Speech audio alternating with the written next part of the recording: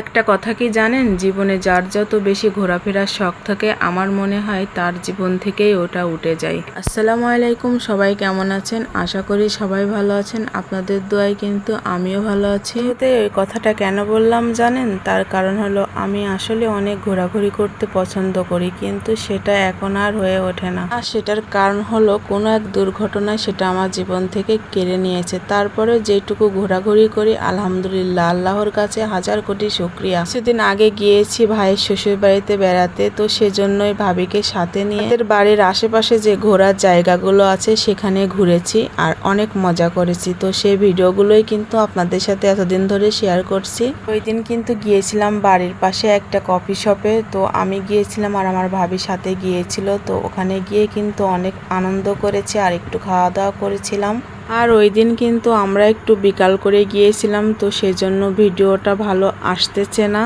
এখানে দেখার মতো তেমন কিছুই ছিল না, তারপরেও একটু দেখলাম, আপনাদের সাথে একটু ভিডিও করলাম আর একটু শেয়ার করলাম। এই কফি শপটা ছিল একেবারে গ্রামের ভিতরে, চারিপাশে কিন্তু বাড়িও ছিল, পাশে একটা পুকুরও ছিল। তো সেটাই দেখাচ্ছিলাম হাত দিয়ে। আর এই যে এখানে আমার বাবাটাকেও দেখাচ্ছিলাম। চারিদিকে কিন্তু একটু ঘুরে ঘুরে ভিডিও করে নিলাম আমি। তো যাই হোক, এখন কিন্তু আমরা খাওয়া দাওয়া করব।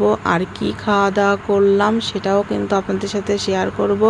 আর একটা কথা আপনাদের সাথে শেয়ার করি, সেটা হলো আমার বাসা কিন্তু একেবারে রোডের সাইডে। তো আমি যখন ভয়েস দিই তখন কিন্তু একটু শা শব্দ হয়। কখন কোন সময় ভয়েস দিলে ভয়েসটা ক্লিয়ার শোনা যাবে, কেউ যদি জানেন অবশ্যই কিন্তু আমাকে কমেন্ট করে জানাবেন। ঘোরাফেরা করতে করতে এই যে আমাদের খাবারটা কিন্তু চলে আসলো। আর এই খাবারটা কিন্তু অনেক মজা ছিল। এটা ছিল মাংসের টিকিয়া। আমরা অর্ডার করেছিলাম মাংসের টিকিয়া আর সাথে ছিল হালিম। তো হালিমটা খেতে কিন্তু আমার ভালো লাগছিল না, তারপরেও অনেক কষ্ট করে খেয়েছি, যেহেতু অর্ডার যেহেতু করেছি তো খেতে তো হবেই। আর এই চটপটিটা খাওয়ার পরে জানতে পারলাম যে এখানকার ফেমাস খাবার নাকি খিচুড়ি। তো যাই হোক, যেটা খেয়েছি ওটাই অনেক। আমার ভিডিওগুলো কেমন লাগে সবাই কিন্তু অবশ্যই কমেন্ট করে জানাবেন। আর সবাই ভালো থাকবেন, সুস্থ থাকবেন। আল্লাহ হাফেজ।